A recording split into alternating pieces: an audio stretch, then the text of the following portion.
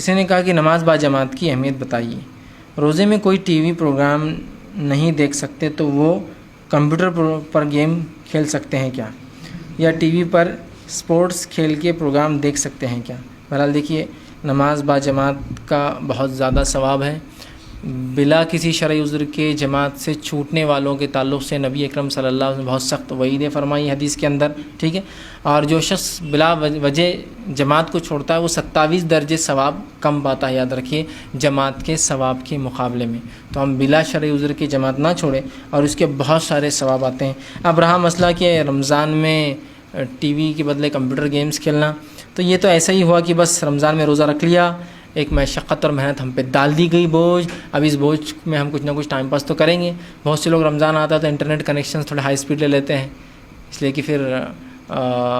کیا بولیں گے اس کو، ملٹی پلیئر گیمنگ چلتے رہیں گی رات بھر دن بھر، تو اس میں نہیں گزر جائیں گے۔ کچھ لوگ ہوتے ہیں جو رمضان میں رات بھر جاگتے ہیں، ٹھیک ہے، عبادت کے لیے کوئی جاگے، ضرورت ہے جاگے، لیکن اس کے بعد جو سوتے ہیں تو سیدھا عصر میں اٹھتے ہیں، پھر ظہر نہیں پڑھتے ہیں، عصر میں اٹھتے ہیں اور عصر میں اٹھ کے پھر وہ کیا اور پھر رات بھر جاگتے ہیں اور پھر اسی طرح سے معمول ہوتا ہے۔ تو ان کے لیے بس رمضان ایک ایسا مہینہ ہے، سب روزہ رکھ رہے ہیں، ہم کو بھی رکھنا ہے، بس گزارنا ہے اور چل رہا ہے۔ نہیں، رمضان اور غیر رمضان کبھی بھی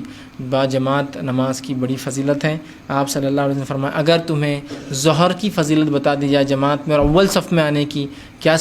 فائدہ ہے، تو تم گھٹنوں کے بل رینگ کر آؤ گے اگر چل نہیں سکتے ہو، اور اگر پہلی صف میں کھڑا نہ کرنے دیا جائے، ثواب معلوم ہو جائے، تو تم اپنی تلواریں نکال کے ایک دوسرے کو قتل کرو گے۔